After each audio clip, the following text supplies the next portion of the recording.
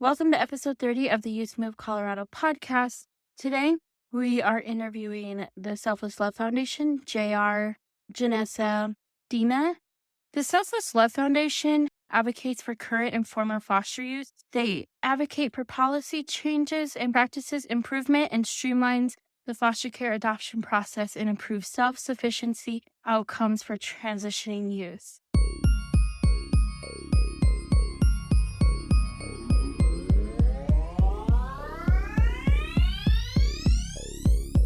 The material and information presented here is provided by lived experience youth and for general information purposes only. The views, thoughts, and opinions expressed are of the guests of our podcast own and do not represent the views, thoughts, and opinions of Youth Move. So today we are interviewing JR and Dina and Yes. Janessa, and we would love for you guys to please tell us about yourselves and how you got involved in your organization, the Selfless Love Foundation. I'll let Dina and Janessa go first. I can start. So I am Janessa Collins, the advocacy coordinator with Selfless Love. I got involved with the organization a couple years back, just as my role in advocating. I do sit on a youth council down in Miami. And so that's how I was first introduced to OVI, and which is the One Voice Impact, which is a part of Selfless Love Foundation, specifically the councils. And yeah, I think that's about it. Semi-similar, I was lead at one point of the youth council here in Jacksonville, FSS's youth council. Once I was in that position, I got connected to OVI. I attended their Dale Carnegie Leadership Training Program, and then that got me to apply for their Dream Tank. And then in the process of doing all of that, I got onto the advocacy team with One Voice Impact. And now I am their youth advocate specialist at Selfless Love, part-time. But full-time awesome. Yes, always full-time awesome. And my name is JR Mentor. I'm the advocacy director with the Selfless Love Foundation. So in Florida's system of care, I've been a case manager and a case manager supervisor for a while. A lot of my time spent supervising post-18 programs in Florida.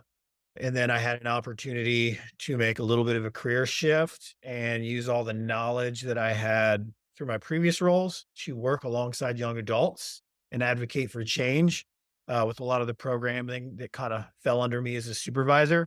So was excited about that kind of opportunity to work with young adults from the inside, right? To make some change in these programs and other things they identified they wanted to see some change in.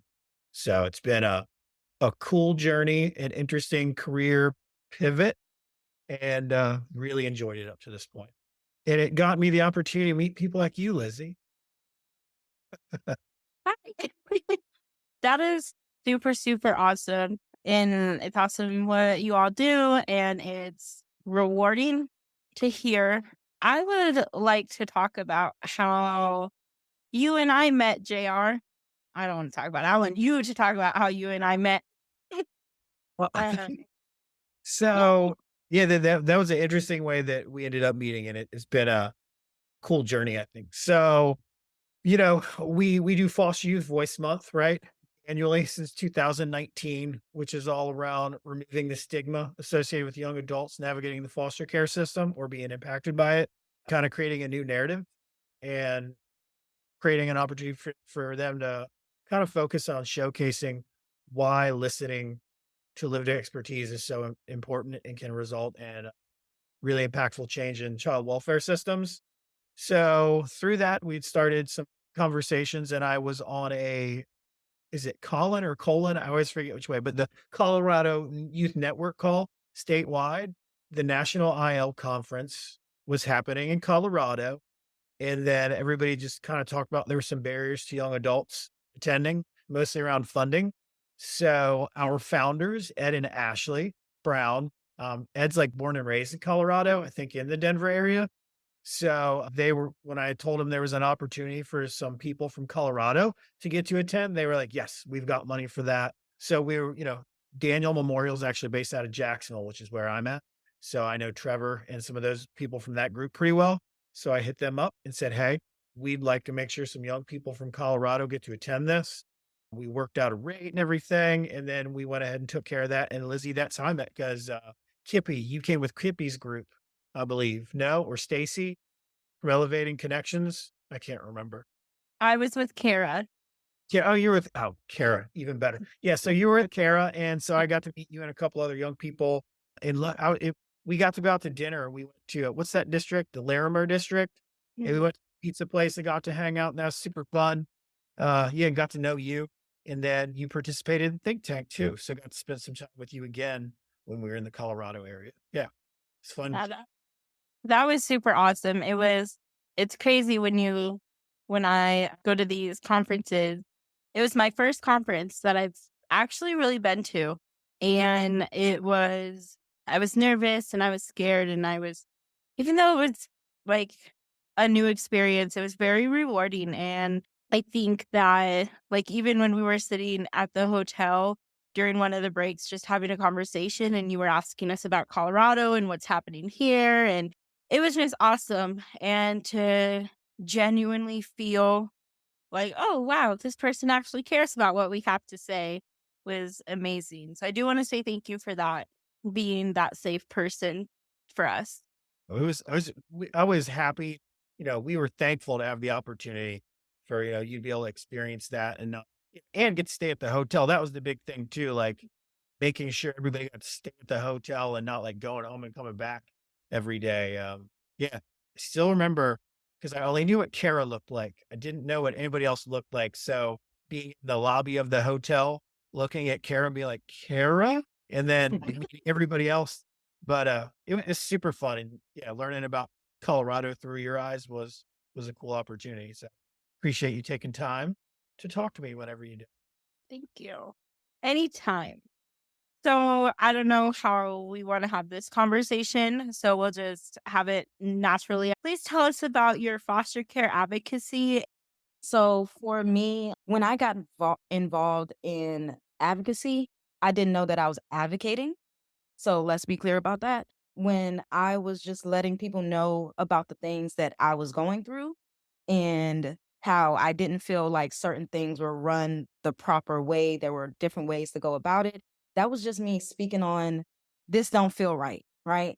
And then seeing it for other youth as well, like, hold on, this is not right. So how can we make sure that we're making the connection on what is right? So slowly speaking to different professionals, eventually getting involved with a youth advisory council. So providing real-time feedback and also suggestions on best practices and ways to improve the system on based on our experience and the things that we went through ourselves. I will say no, being a professional with lived experience comes with this double-sided coin with this perspective of I have to do the things that need to be done for the organization, but I also have to do the things that need to be done for the youth, right? And seeing it in that light definitely let me know that, okay, this does not work for this youth. So how can I better advocate for them in terms of the system? And I know it's like kind of vague on how I'm talking because I don't want to get too far on specifics, but yes. And go ahead, Dina. I was gonna say that that's exactly how I started advocating. I relate to that experience very heavily. I didn't realize I was advocating when I first started. That's actually how I even got onto the council that I was on for a short period of time. That person had called me and was like, if there's she asked me before we did my interview for me to get onto the council, she was like, "What are things you're passionate about?" And I said, "Well, I see a lack of resources. I see a lack of knowledge on the resources that are given. I see a lack of guidance when it comes to youth who age out of care and are trying to apply for FAFSA." And I was like, when it was for me, it was hard. I couldn't get connected to my liaison. My case manager didn't know what to do. I almost didn't get thousands of dollars back. Every semester I was on the phone fighting and I was like, I wonder what other kids are going through. And she was like, this is very helpful. Could you actually lead the council? And then from there, it was just my talking, like, every time I said something, I was like, "This is missing, this is missing, this needs to be fixed." Just because I'm figuring it out doesn't mean that these things shouldn't be fixed, because the problem that I was seeing was, "Well, Dina, you're figuring it out, so why is it still a problem?" Because it shouldn't have had to happen in the first place. I shouldn't have had to figure it out by myself like that. And then I got connected to One Voice Impact, and my voice got even more elevated as I met my peers in this space who were also advocating. And the one thing I want to like drive home in this podcast for this specific part is that I would not be able to advocate the way that I do today if it were not for my peers in the space who are also advocating.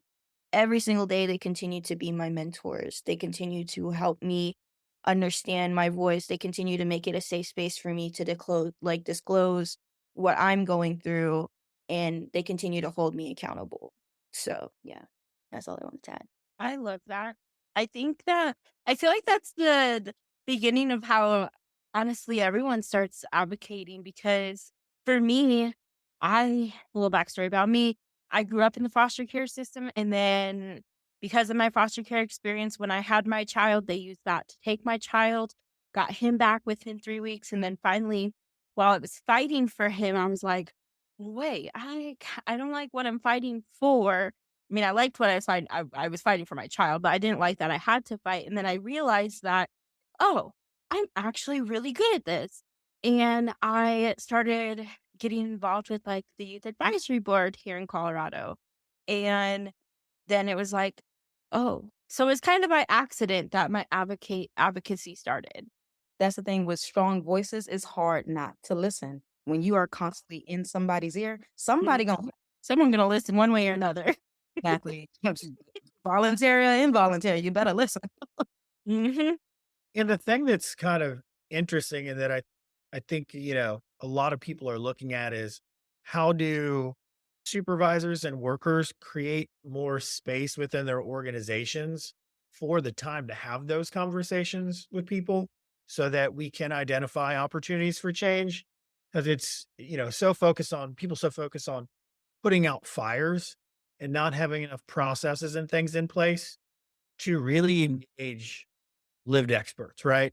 Hmm. Because this child welfare system across the United States, I think would look wildly different and just a lot more of a positive experience and a lot less trauma occurring if we took more time to make space for those conversations, to focus on solutions, and really have some like intentional targeted change that's driven by conversations and solutions that are created by young adults that are experiencing the system. Even Dina, when you were talking about your experience at the waiver, I know you myself and Janessa have talked about that. It's just the gray area in law, even, around the fees that get waived by that. And it's just kind of wild to think that there aren't more rules or regulations around that. And colleges really just kind of do whatever they want, right?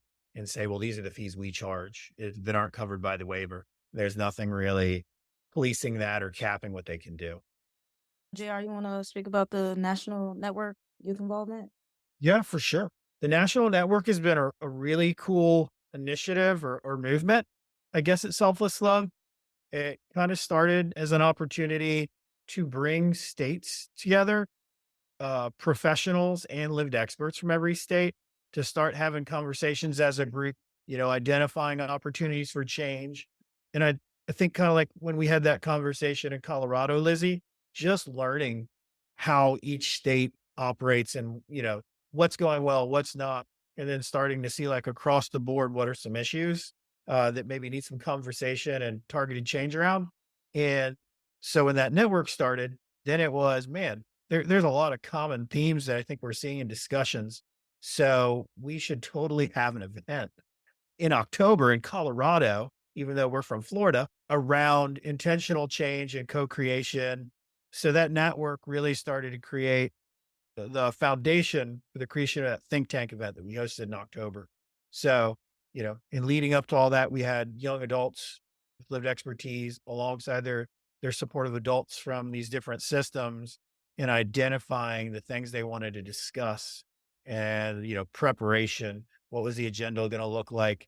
What was all the pre-information people were going to have to dig through to be able to have informed conversations at the event. So that national network was really used as an opportunity to engage people, prepare, and then, kind of build what this event was going to look like together, which was a cool opportunity. I've learned so much through that national network so far, and I hope others have as well. I don't want to get too like sales pitchy.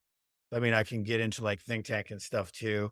I just don't want to steal thunder. You can Yeah, I'm like, this do is a whatever you want. Right. conversation. Um, so the think tank was cool. And Lizzie, I'm interested to see what you thought about it. I know you had to leave a little early, but you were there for a day, and Janessa was there, which was cool as well. So that whole thing was around permanent connections. What are we doing well? What are we not doing well? Let's get a bunch of people with good minds and some good perspective and a space and have targeted questions and conversations around what's going well, what's not, what are we missing, what should we be doing differently. We had some really cool presenters around that with Soul Family. So Annie Casey program presented on Soul Family, which everybody really had a response to, in which right now I will do a plug for Kansas. Pay attention. It is on the House floor today, February 20th. Right now, the Soul Family legislation. So people should go check that out and see what's going on with it. We also had Marissa Pinot from Frameworks Institute talk about, you know, how we how we're framing messaging around when we're speaking about transition age youth from the foster care system and what that means and how to do it kindly and intentionally. Very cool presentation that doesn't sound like a cool presentation because it's about how we write things and how we speak to it. But, Marissa's presentation, I think, resonated with everybody and was one of our favorite things that got presented. We also had Epic Ohana from Hawaii presenting on their youth circles, a really interesting way to do transition planning and looking at how we connect young people to communities and identifying connections from within their life that can help them focus on interdependence and move forward. Something that I wanted to add about the think tank itself was the innovative idea of having the lived experts and professionals in the same space co-creating some of these recommendations on how we wish to best move forward and reviewing some of these policies and practices, right? So with the lived expert at alongside the professionals, it created a more realistic expectation of things that need to be done for those who are transitioning and need that level of support. Another really cool presenter was Galen Elmore, who is a lived expert that does a lot of speaking and a lot of engaging with people across the United States. And I was so thankful to have him there as a facilitator in this space. And, we also had youth villages, Chapin Hall and the Urban Institute in there as facilitators in all the groups. Just everybody was great. We had Annette Samanson Jones presenting on a youth connection scale, which is kind of a cool tool to kind of help measure connections and establish realistic expectations of that. I think between a young person and someone that says, oh, I'm going to be with you forever, and here's what that relationship looks like. But it's really a help to like gauge and measure kind of, I think, the strength of that relationship, which is cool. And it's a good tool to use in addition to transition planning. And some people are using foster clubs. Lizzie, remind me what it's called. It's eluding me right now. Permanency pact. Thank you. So it's a good thing to kind of be used with a permanency pact. But yeah, it was an awesome event. All the spaces had a lived expert and a professional facilitating in each room together. They were really guiding, helping steer conversations. We had a scribe in every room, and then Chapin Hall did a report out. It's been pretty cool. There's 10 recommendations on things that should be considered for policy moving forward for different states, policy and practice, and some promising things folks should be looking into. And so now with that national network, we're just kind of looking at still having, lived expertise still need to be in that space with us. And then, what we're all going to do with this report going forward, which is cool. We're doing a lot in Florida. We have plans to do a lot with it. And I'll be excited to see what the rest of the groups do, including Colorado, which I feel like Kara and Tori are going to do a lot of the leading in that. So I'm excited to see what happens. Yeah, I just wanted to drill down on the Marissa presentation because it really was a great one. And one thing that made it so great was the shared prosperity view and how we are moving in this. It's easy to dismiss some of the things that are happening within the system because you feel like it does not impact you directly. And with Marissa's presentation is that this impacts the system as a whole, the community as a whole. In order for us to move and progress in that way, we must consider those who are in care, right? Definitely. Like that's the cool thing that like I love is sometimes I feel like some states aren't doing nothing. But then you can see there's some states that are doing something and that something can turn into something bigger. And that's kind of what all of this has happened. Because I never heard of like, for example, the Selfless Love Foundation until last year. And then now it's like, oh my goodness, we're all partnering together to help the people in care, help the people who aged out of care. So I really think that's awesome in the teamwork that is being developed through all of this. And well, there wouldn't have been a reason for you to hear about the Selfless Love organization until that national network, right? So I think it was 2022, we did our first national Foster Youth Voice Month, but last year's was definitely a lot bigger, and we had 38 states participating. So there definitely was a lot more of a buzz about the organization. And then, we were just, I was so happy, Lizzie, people like you, and then Kara and Kippy and Stacy and Ricardo, Maddie, some different folks from Colorado had enough trust in us to show up to this event and go through the process. Um, so thankful for that and just excited to see what moves forward because unless we start engaging lived expertise regularly, and like we said, creating those processes so it's a part of what's done, that is how I think we're gonna get at some solutions that clearly, right? 28 states at that think tank event, everybody was saying the same things. And now we've got that Chapin Hall report out, kind of verifying like the things that everybody's been talking about, saying groups are talking about this. Now let's start to find some solutions. So it's a cool opportunity and a lot of trust was put in us. And I hope everybody was happy with the way it went and the experience during the event, which from the feedback we got, I think everybody got out of it what they wanted to. Definitely. And I know you wanted to hear my maybe, maybe you don't want to. Well, yeah, my opinion on the think tank. Of course, yes, I want to hear that. That's not, I don't, that's yes. Been waiting for this. I'm excited. So it was hard, but it was great. I think for me, it was hard because I wish it was just common sense for all of these states to be doing these things. And it's not because it's not something like it just, states are so politically focused that things like this get thrown under the bush. Like things like, I don't know how to do this without getting too political.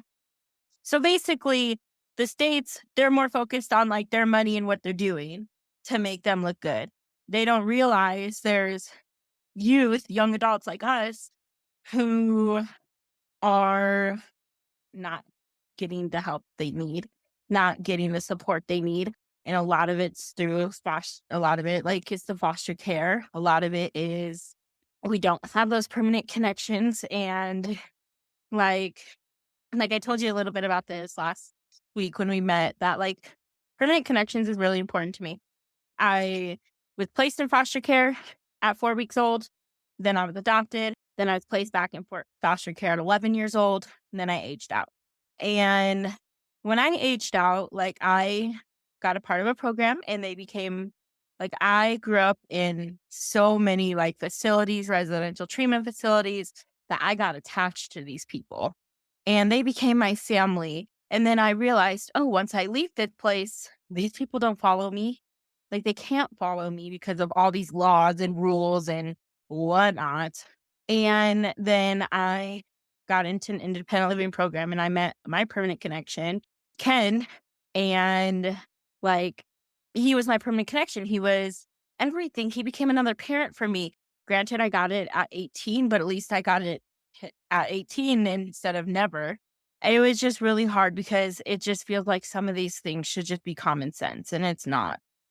I think you hit on a really great point, Lizzie, on the fact of basically program requirements or at least things that they have to adhere to. And because permanency connections without for in terms of placement, they're not really prioritizing permanent connections. They are prioritizing finding families for the sake of placement, but not finding family for the sake of permanent connections, right? So still making sure the youth are engaged with their family even after years of being out of the system. Because many times youth end up going back to those connections that were severed, but because the years in between has been so great, or at least the relationship wasn't maintained on some form or some level, that they lost that potential support, right? That they could have had if the relationship was maintained in some way, shape, or form, whether it be little contact or at least a visit, some way to make sure that they still have some family members, bio family members, if they are good for their betterment, right? But because it's not tied to any type of money outcome or any type of outcome related to money, it's kind of a little harder, right? For states to get behind trying to make sure that they are finding those permanent connections. That's just my own personal view. I'm like, everybody don't have to sit well with this, but that is something that I have noticed. And Lizzie, it was your experience and your truth, right? From what you experienced. And we need to take more opportunities to listen to things like that so that we like when people in the system, so the person you were giving the example of, there is likely an expiration date on that. I'm air quoting, I'm on Zoom, nobody can see me, but that connection has an expiration date. So it's like with all this, and you're saying, right, it's common sense. And to us it is, I agree as well. And Janessa and Dina, I'm imagining you both feel the same way, that a lot of this is common sense and like, duh, everybody should know this. But what we find out is people in the community do not know what foster care is, what's going on in the system, what these experiences look like. And I think the solutions to make things better are in your mind, Vanessa's mind, Dina's mind, and other people in the community that don't even know what the ask of young people are who are experiencing foster care, right? Like we need permanent connections. We need people in the community to be there for us. Or, you know what I mean? We've already got connections. So don't sever those. Like let us stay connected to those. And that is something we should be nurturing connections that already exist and doing a better job of connecting people to the community. So, you know, how do we message that? And that's the one, like the report we've got from Think Tank, that's one thing too, right? Like just give, like, how can this help educate people in the community about how they can get engaged in solutions and make a difference too? And not stopping and making sure we're not severing connections that already exist and then revisiting them and later on. Like, I don't remember if it was day one or day two, but that was conversation that specifically came up and young people were saying, stop. Thank you, Janessa. Day two, but stop disconnecting us from the people that we already have in our lives that can help us with whatever, right? Keep those. And then ones that are static, relationships that might be sometimes have some negative impact, like there are opportunities for us to strengthen those versus just saying, oh, this is bad. This is a like there's still a lot of value in that connection. And it's helping, I think helping people learn to navigate that and that conflict is okay and it's going to happen, but it's the end of the world, and just how to navigate conflict with people in our lives and come on the other end of it and continue to have positive relationships. Yeah. Don't ever say, I'm about to get political. I don't know if I should say this. You're, you need to tell us, you need to tell people what they need to hear so that they can make better decisions and have discussions with you to create new solutions so that things like that don't happen to other people. Yes, Yeah. yes. I think you know, Colorado does have some pretty incredible people they're in some positions, but Mhm. are in positions that might not want their name brought. But yeah. Yeah. So I think we're going to bounce a little bit because I do really want to hit on the Foster Youth Month, Foster Youth Voice Month, and then we'll go back to the other questions. First, I'll ask, how does Foster Youth Voice Month become a thing? So got you. So 2019, our executive director, Elizabeth Winter, and our CEO, Ashley Brown, it was something that kind of got created around, we need to put an emphasis on the voices of youth who are in care. So how are we going to do that? Creating Foster Youth Voice Month, which was starting in the month of October. As Elizabeth used to say, no one gave it to us, but we took it and we claimed it. So October every year, it's an opportunity to celebrate listening to youth within the system and putting a focus on that. And that the solution to problem is closest to those experiencing it, right? And so setting aside some time every year to put an emphasis on listening to young people's voices and the change that needs to be made and removing the stigma, right? So like youth who are in care are not bad. And, things like that need to be broken down and that kind of conversation needs to be stopped and just focusing on, people's experiences and how we can make a difference. Started 2018, and that was just in Florida. And then 2022 was the first year that we did a national. And then 2023 is when Colorado hopped on the bandwagon. Correct, correct. Yep. So yeah, 2022, it went national, right? 2023 was definitely a lot more impact and a lot more groups engaged. And yeah, I'm gonna be honest, man. Colorado did a lot with it, brought it up in the celebration this year. In Colorado is going to be a part of it again for 2024, which I'm excited about. And Colorado's been a great partner. We've met some incredible people. And, like I said, Ashley and Ed, our CEO and founder, they spend a lot of time in Colorado and it's a community that's important to them. And they love knowing that Colorado is engaged in this and got to meet people like you, Lizzie. I think it was amazing. Like we were trying to have our celebration in October and then November, and then all the holidays happened. And then we all settled down to January, and they wanted to do January 4th or January 18th. Most of the people wanted January 18th. I said, hold up, that's my child's birthday. Hmm. No, we can't do that.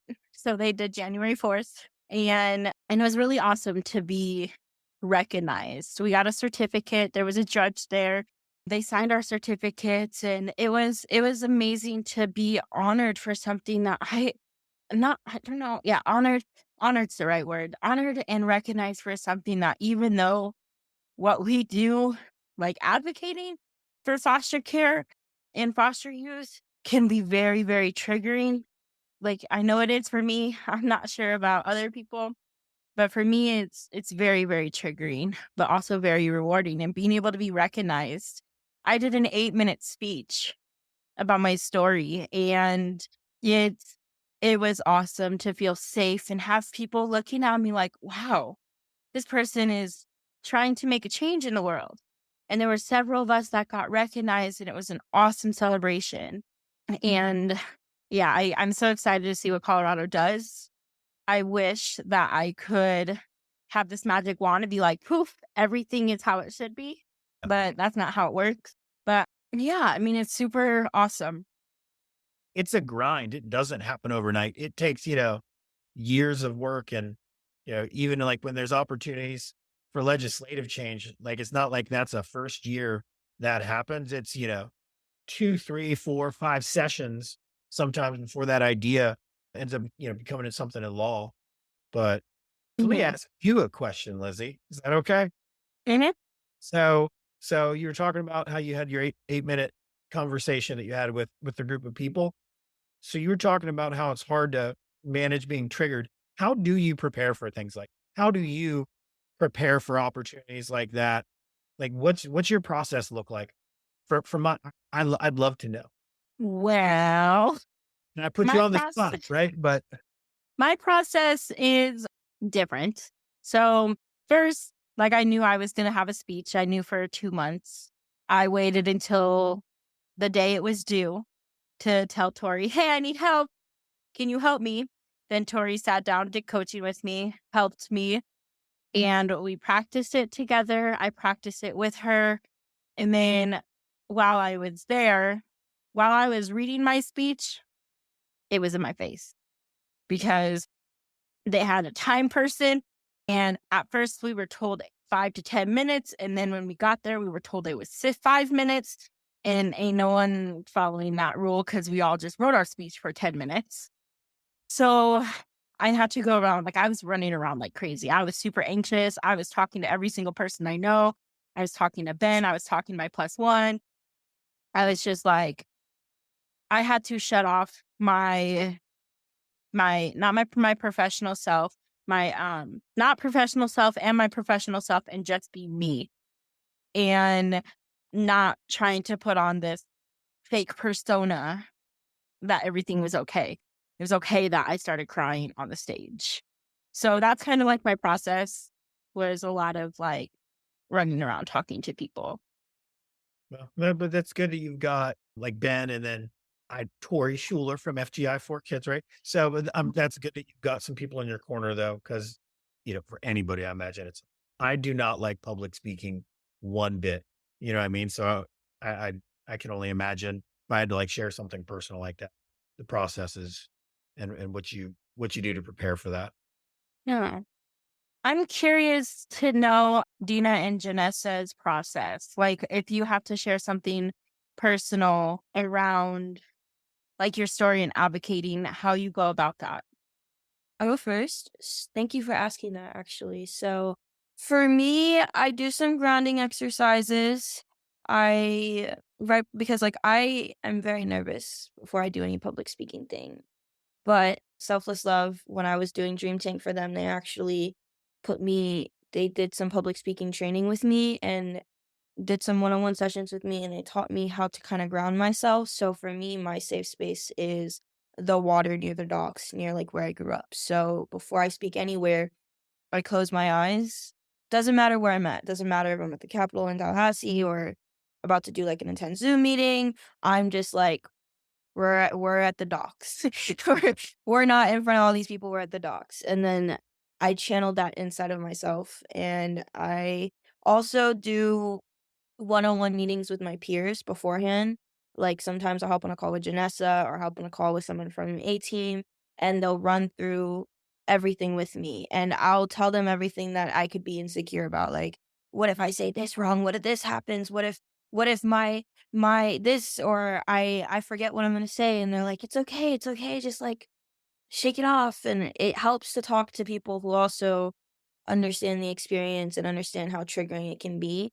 And then I also, after it's over, I take a second to pause and feel whatever feelings I felt when I speak because for me, it isn't just the public speaking part that can be uncomfortable, but sometimes in the moment that you're speaking, the things you can be speaking about can be triggering, or the follow up questions that come after you speak, especially when you're sharing about your experience or you're sharing your the point of you speaking is to advocate for others around you.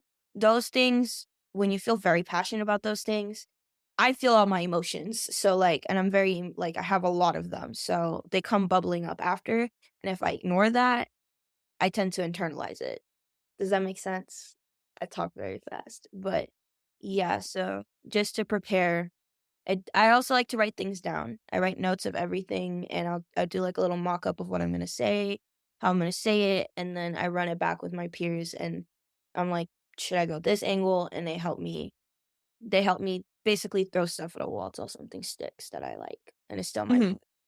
Definitely. I understand the internalizing it. Not or not internalizing it. What was the word you used? Which one? I don't know why I said which one.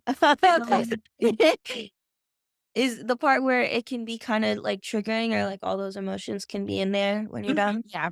Yeah, Mhm. yeah.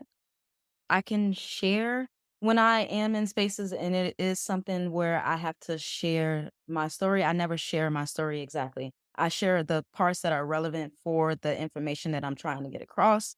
That way I feel the most comfortable with the information that I am sharing because I know that this is just to help those who have been in a situation similar to me. So when I remove myself from the situation at hand, I am a lot more likely to be open to answering questions and making sure, like, I'm speaking from my experience, but I'm also speaking from the experience of others because it's not just about me in these moments. It's also about making sure that this doesn't happen to anybody else.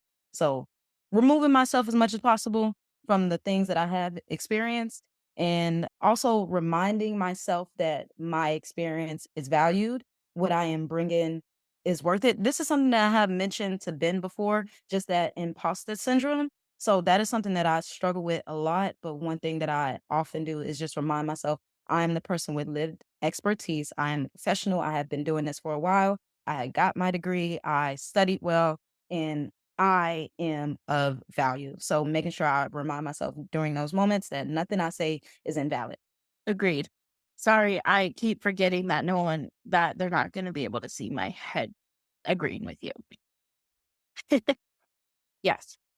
So, I'm curious, Janessa, like, can you talk about when you were working in the child welfare or when child welfare professionals should be advocating for youth? Always, always, truly. Mhm. Once you see that your youth is running into issues that they are not able to navigate themselves, and also helping them recognize where there are issues where there should not be, those are the times that you should advocate for your youth. When I was working with college students who were either like in PES or EFC, one or post 18, so either NPES or EFC. When I was working with those groups, a lot of things that came up was around the tuition waiver and the utilization and things that may be covered. And so when they're like getting pushback on the use of their waiver and it not being applicable to the tuition and all of this stuff, I am speaking to whatever administrator I need to speak to. I am calling folks. I am making sure that they get clarity because the youth may not know how to advocate for themselves. But while I am doing it, I am also showing them the steps of how I got to here. So I don't know anybody within the college system itself, but I'm going on Google, I'm getting contacts, I'm reaching out, I'm sending emails, and I'm doing this alongside the youth so they know the process so that they can advocate for themselves when these things do come up. Awesome. Yeah, I agree that that professionals should be advocating all the time. It just doesn't happen sometimes. Dina, so I know Florida is different from Colorado. I I don't know what the waiver that you guys were talking about earlier is. So, would you mind explaining that to us? Dina, do you want me to explain the waiver or you got it? You can give a little rundown and then I can piggyback off you with my own personal experience because you're really well spoken. So, Yes. So the tuition waiver is for those who have been in care for at least 6 months. They qualify for this waiver past the age of 14, JR, if I'm correct. Yeah, 14, past the age of 14, and they are able to use this up until the age of 28. So from the point of 18 to 28, that's about 10 years of usage that they have access to free schooling. When I say free schooling, it is specifically for public institutions within the state of Florida, as well as public trade schools, vocational programs. So it's very flexible in its usage, but the consistency on the the clarity around what it qualifies for in terms of tuition and fees is where we're getting in a little bit of a sticky situation. But it is accessible to any youth who has been in care for at least 6 months past the age of 14, and they have access to it up until the age of 28. And, young people that are adopted, anybody that's adopted in the state of Florida also qualifies for a tuition fee exemption. And then another thing that is cool about that in Florida is it's not for just your bachelor's, it's for, workforce certificate, associate's, bachelor's, advanced degrees. So in Florida, if someone takes advantage of it, I mean, you could get a PhD and have all the fees, the cost of attendance for that school waived. Housing isn't covered through the waiver, but you could get your PhD and there's no tuition that needs to be covered by someone that has this waiver. Yeah, any degrees, certificates, vocational, any of those things can fit. If you can do it within 10 years, you can get it done. Yeah. mhm. You just can't do like 2 things in 1 semester.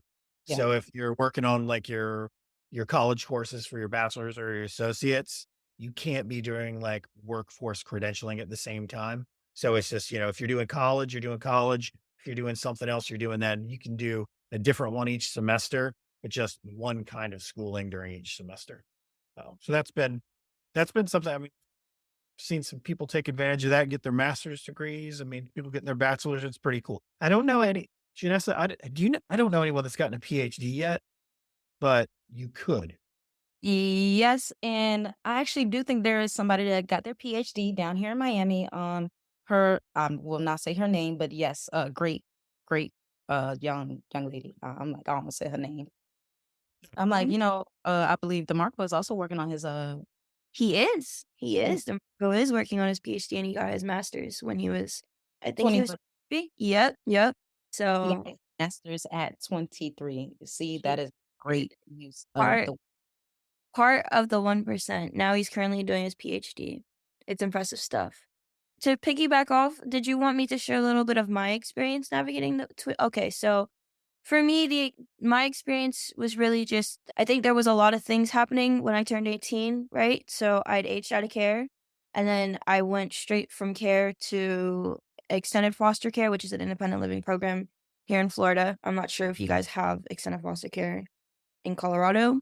Yeah, so I was transitioning from a lot of different things, aging out of the system, transitioning into a completely new living program. I'm the first in my family to go to college. I'm the first in my family to even like it was a lot going on at the same time. And so I've never looked at college applications in my life. I never knew how to do financial aid. So then I go online to do financial aid and do the tuition waiver and everything. And I didn't know how to even upload the tuition waiver.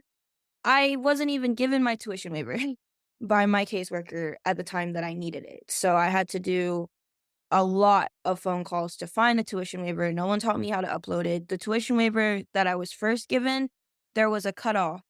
So like she didn't give me the whole document. There was a cutoff at the very top, and my specific college did not accept that.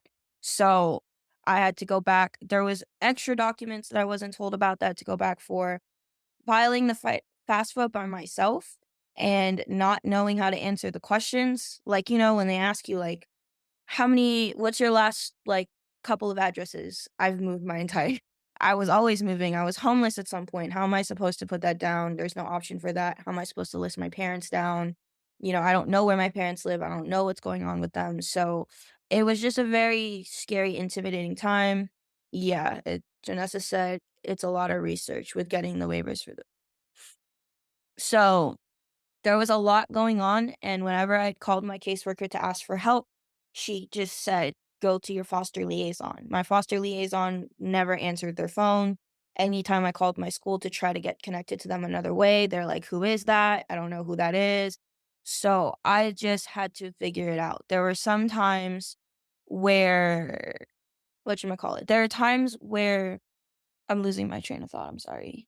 This was a very stressful period in my life. But there were times where they tried to add more fees onto my account than what was necessary. Like they were trying to make me pay for certain things and all of this stuff. So I would have to call them and resend the waiver, or they weren't accepting the waiver because of something or another. And I had to call my caseworker. It was just a lot of back and forth that I was doing with everyone. And a lot of it was because I wasn't able to connect with my foster liaison that was supposed to help me take care of these things. And at the same time, I didn't have anybody that I could lean on with my friends or my family because none of my family members had gone through the college experience or like applying for anything. So it was very stressful.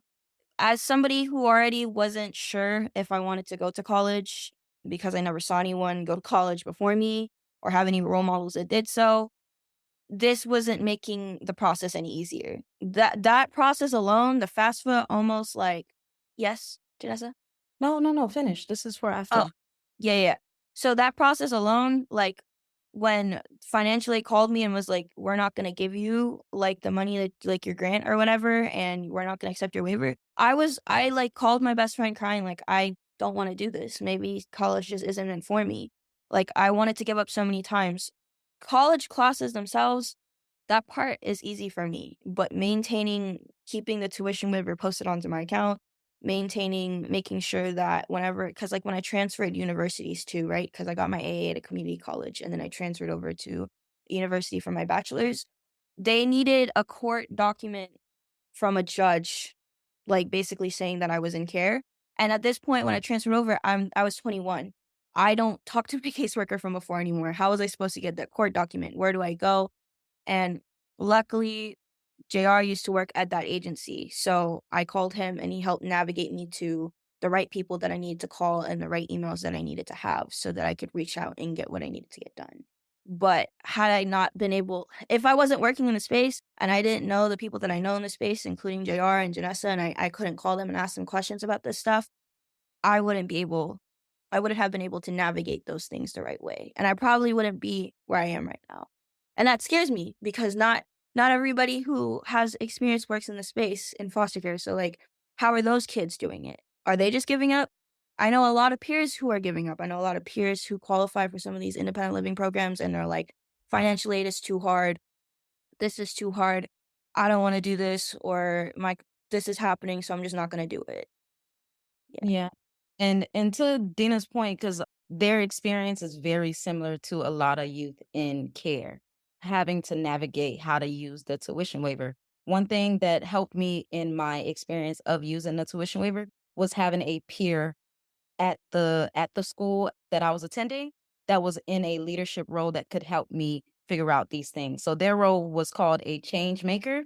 They did the same thing that an advisor would do. So they would walk you through the process of financial aid, the admissions process, uploading your waiver. And this was something that was done by those with lived expertise. So they are currently in school. They have used the waiver. They are familiar with the program, and because of that, it made my transition a lot easier. I wasn't aware of the resource until maybe 2 months in, and probably 2 months into the semester, I met with them one time. Everything was done the way that it needed to be done, and that's because they were familiar with the process, right? And having that guidance alongside me made it so much easier to navigate. Now, with that experience, it definitely changed how colleges work with youth and care, and even started the initiative, Positive Pathways, right? Making sure that there are designated folks on campus to help navigate using the tuition waiver, whether it be a DCF waiver or also the homeless verification form, making sure that they have support with that, getting the proper paperwork that they need so they can be fully set up. And that started from that peer support down in Miami back in 2015 or maybe 14, but when I came, it was 15. Yeah, oh, I sound old. I just said I was just thinking about like what year I graduated, and I'm like, oh, okay. Because I turn 26 tomorrow. So this is very interesting. Happy birthday! Happy Thank, birthday! Mine was on Sunday. thank you. Birthday. Happy late related birthday. Happy early birthday. Gil, I see your hand is raised. Yeah, so I just wanted to add a little bit more onto what Janessa was saying. In this space, what has helped me is they're like my peers who are also in college or who have been through the college experience, and that is like there are times where I'll hop onto a call with a peer who also needs help with something, and like that's how we really get each other through. I want to emphasize that this struggle made the first few years of college very lonely. It felt very lonely to me. It felt yes, troubleshooting together. Meeting my peers in this space and working through these things with them, it made it made a huge impact on where I wanna go for law school after I finish undergrad.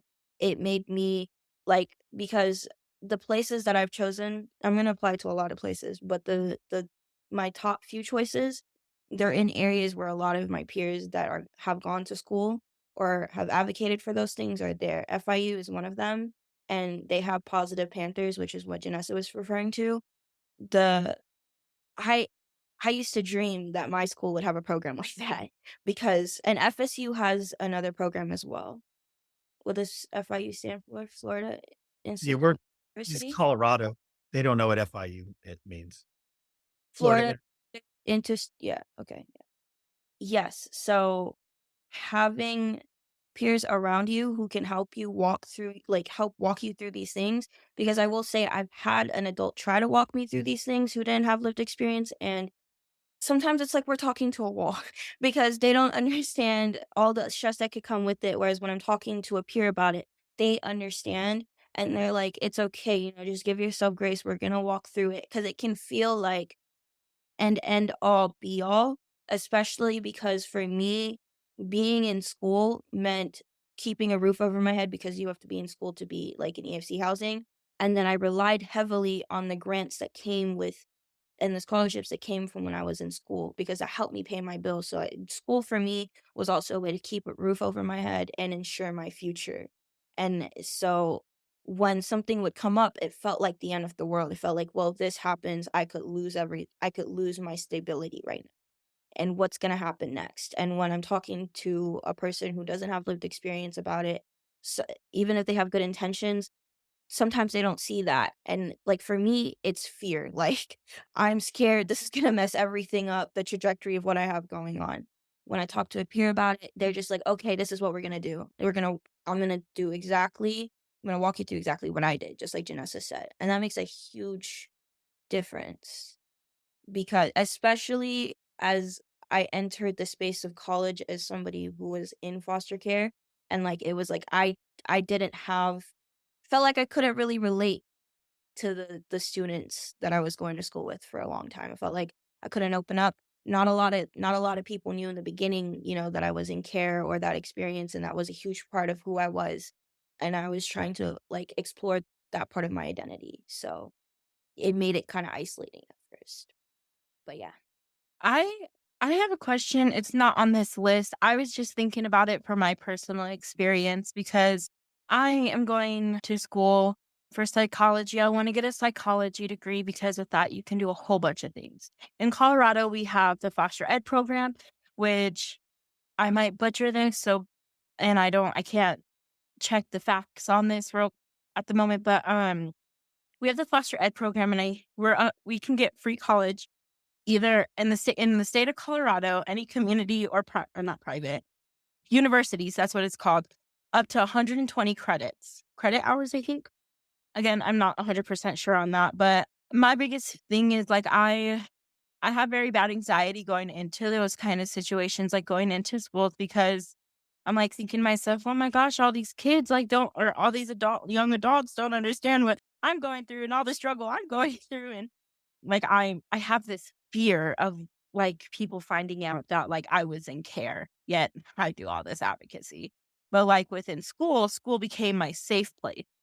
So, how does it naturally happen that people find out? Do you talk to them about it? Like, how do you ease that anxiety? I think for me, the good first step was asking myself in the beginning, what was I comfortable sharing with people? And because it's your story and you get to own every single part of your story, but that doesn't mean you have to share every single part if you don't have to, right? If you don't want to. And so in the beginning, I felt a lot of what you feel now. Like I felt like almost like, oh my gosh, do I have to tell people? If I don't tell people and they find out, like, are they gonna be like, are you lying to me? Are you this? Are you that? Like but now that this part of my life I hold it close to my heart, but it's not something I share with every single person. So in certain spaces, if the students that I'm with, I feel safe enough around them to be like, oh yeah, like I used to be in foster care. That a lot of times how it comes up is when they ask me what I do for work because I work as a youth advocate specialist using my lived experience, right? So if I don't really know the person or I don't feel comfortable and they're like, "What do you do for work?" Oh, I'm like, "Oh, I work at a nonprofit part-time." And they're like, "What do you do?" I'm like, "Oh, I advocate, that's all." And then I'm like, "What do you do?" Or like, "Can we talk about something else?" And then I just like pivot the conversation. But there are some safe spaces where I have felt comfortable with some of the students that I was in class with to share what I was doing. Usually, I feel comfortable sharing it with my professors. A lot of the time, how I do it is like they have a lot of discussion posts or personal essays that I have to write throughout the semester. That's where I usually share my stories if like it relates to an essay that I have to write. And it's actually opened up a lot of doors for me with my professors.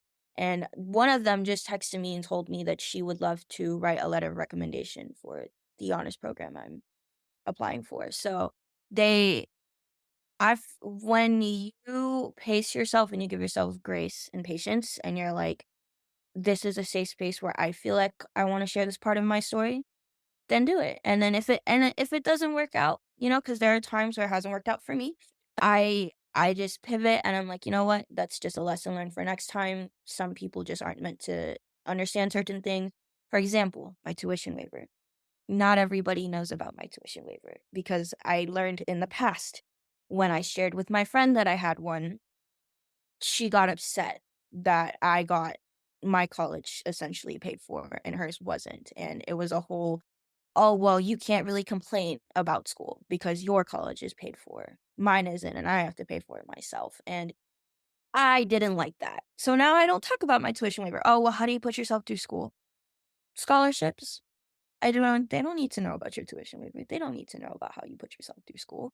So, like, just really reaffirming myself, I don't owe anyone an explanation. I'm going to school. I'm showing up and doing the thing. That's all that matters. And learning and exploring what spaces you'll feel safe sharing it in. Yes. Hammer on the nail, Dina. Baby, for real. Yes. 'Cause, whatever you feel comfortable sharing is what you feel comfortable sharing. I probably went through most of my college experience actually sitting in classes, and nobody really knew my situation. Not saying that people were not aware of my situation, but as I'm sitting in classrooms, none of that information is relevant to the conversation at hand. So why do you need to know that I'm in care if we're all learning about goddamn math right now? We over here talking about slope. Why do you need to know that I was in care? How does that relate to anything that's going on at the moment, right? So it's like really knowing when to share and knowing the power in sharing, but also knowing the power when not to share because your story is not relevant to them in this moment. It's the setting boundaries Yes. around your story. And that's something I am currently learning at the very, very moment, that my story is like mine and not for other people to share. So Exactly. yeah, I'm learning that at this very moment. Well, is there anything else any of you all would like to share? It can be anything that would be good for anything. Well, and it's just kind of crazy. Like it's almost like everybody's got to have a guide on how to navigate this, even like professionals in this space, and it changes constantly. So, Mhm. like in Florida, Dina's speaking their experience. Janessa's talking about hers in her area of Florida. But like there are still colleges that require people to resubmit this stuff every semester, even though it's not required by law. Terrible. So, you know, Mhm. I'm more familiar with that process with Dina, which when I'm the adult, some not the adult, but supportive person trying to help advocate for that, it's me also having to get into people with the work at the college, like why they're requiring steps that aren't necessary. So when all these are and people are creating processes, they need to focus on how do we make this as user friendly as possible without like, ooh, how do we check as many boxes as we possibly can? Like remove needed steps for people to get help versus creating cumbersome processes that are hard for people to navigate that require like a village to help someone navigate versus like any young person that has a fee waiver should be able to easily navigate that. And it's just, it's not fair or right that it's that over the top and ridiculous. One thing that I wanted to make sure that I did say on here is that for those youth who are who are running into issues, right? Whether it be with the child welfare system itself or as they are navigating school and education, when you run into a issue, do not just take that as is. Run through that wall. Do not stop because more than likely you just haven't spoken to the right person. And yes, it is frustrating. Yes, it can be convoluted. But guess what? If you are the first person that is truly doing it, there will be some things in your way. But once you do it, you're making the road easier for the person behind you. And sometimes it's hard to worry about the next person when you got to get your own stuff together, but it helps us as a community overall. And that's how you fix it too, right? You've got to overcome it and let them know what's not working, but show them that you stuck through it.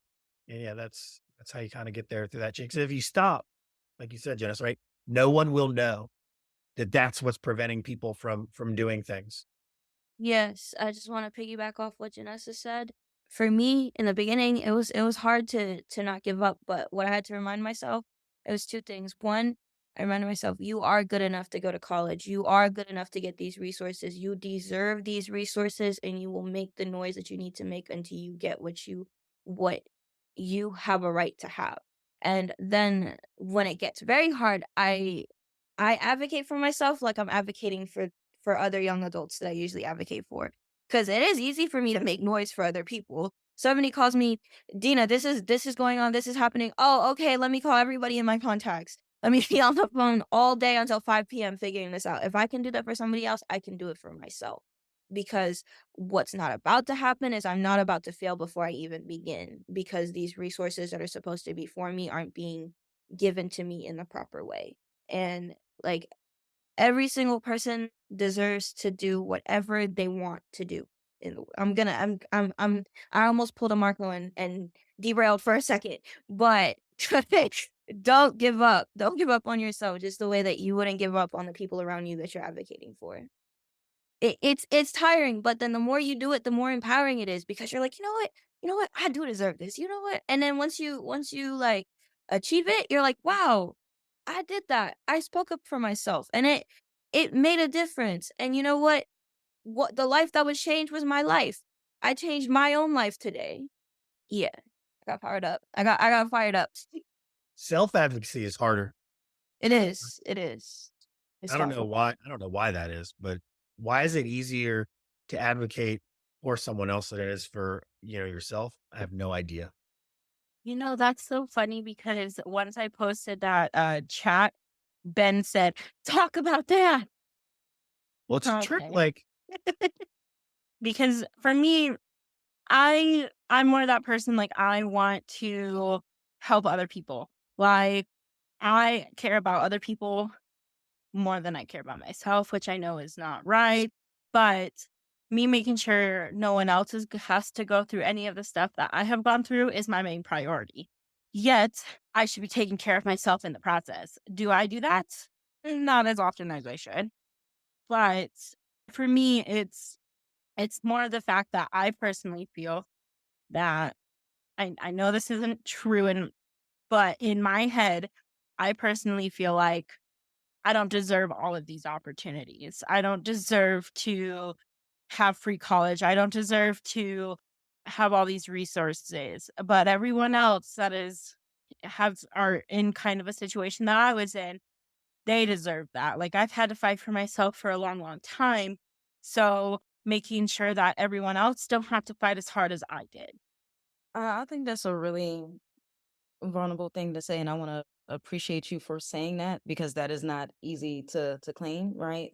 To feel as if you aren't deserving of the love that you are given to others. And I think this happens a lot with youth who have been in care, who come into a role that helps youth who have been in care as well, knowing that you've gone through those struggles, but now you're just like, I want to prioritize that nobody else goes through this. So all of your concerns end up taking like a back burner. And this is something that I do with myself anyway. I'm like, I need to fix my insurance, but I'm making sure that the youth got their Medicaid covered, that they know their number, that they're reaching out to access Florida, which is the SNAP benefits program here in Florida, right? Making sure that they have all of their things, but I still need to make sure my car note is okay, right? So it's easier for us to disassociate the things that are necessary for our survival because we are prioritizing other people's before our own. And it's because we see it as such a dire need. Like, their situation is so much worse than mine. I got to make sure that they are in a better space than I was when I was in that situation. And yeah, that my tidbit, but it See, can be hard. yeah, thank you for sharing that. I have felt a lot of those sentiments in the past, and I still continue to feel those things from time to time. And a lot of it too is, this is from my own personal experience, but I operated out of a place of overwhelm and anxiety for a lot of my life. And so now that my life is stabilizing and there's calm and there's peace, I'm learning how to not, I wake up every day in the past and I would look at the negatives because I needed to look at the negatives to see what I needed to do to survive that day. But now that is a habit. I wake up and I just see the negatives. So now I wake up and I pinpoint the positives. I have a roof over my head. I have a job that I love. I'm in school full time. I'm doing these things. And, even like when school is stressful, I'm like, you know what? School is stressful, but I'm in school. and, and that's a blessing. And I'm being educated and reminding myself that I am, like, for me, my negative self belief is that I wasn't good enough, like, and so now I wake up and I'm like, you are good enough and you do deserve these things. And for you, Lizzie, I'm just gonna say it here, you know, you are good enough. And you being in the space that you're in right now and working, doing the job that you do, it is not easy. It takes a very special type of grit to have lived experience in foster care and then work in child welfare. You're good enough to do anything you want to do in the world, and you deserve that. You know, that's my little tidbit. Thank All the you. good things, all the opportunities, you deserve an opportunity to show your little person all the that his mother is a force of nature, right? And is gonna get stuff done. Like, um, yeah. Don't let people stop you. And if you ever need a lift up or a high five, don't hesitate to reach out to us. Anybody. Thank you. That means a lot. Thank you so much. Yeah, and I'm not sure of your exact journey, Lizzie. I know for myself, I had a period of time where I was able to go through transformative type of work, making sure that I'm working on my inner so that I can be in a better space to serve myself and also serve others, right? And so if we are constantly in that survival mode, just going from one spot to the next spot, just trying to get the next thing done, you're not able to really sit down and think about all of the things that you have been through, all of the things that you have accomplished on your own. And when you get that time to reflect on all of your accomplishments, you know that you are worth everything that you are doing right now. Thank you. Thank you very much. So I'm like, you're so sweet, babes. Thanks. I have a hard time with compliments. It makes me highly uncomfortable. It's okay. I'm gonna make you as uncomfortable as I need to until you get it. Right. Right. Okay. Is there anything else that we would like to discuss? No, I mean, honestly, I think I've learned so much just through the conversation with the three of you. That's been insightful and helpful for me. How to be a better support or champion for people. I mean, help me learn more about maybe what my role can look like in all the different spaces. And yeah, it's been super educational for me. And thankful for the time with you. I always enjoy talking to you. I always enjoy talking with you all too. Thank you for being here and taking time out of what day of the week? Tuesday to chat with us and with me and just learning about everything that you guys have done and are doing. And I really like how it was more conversational instead of interviewing. Thank you. Thank you. Cool.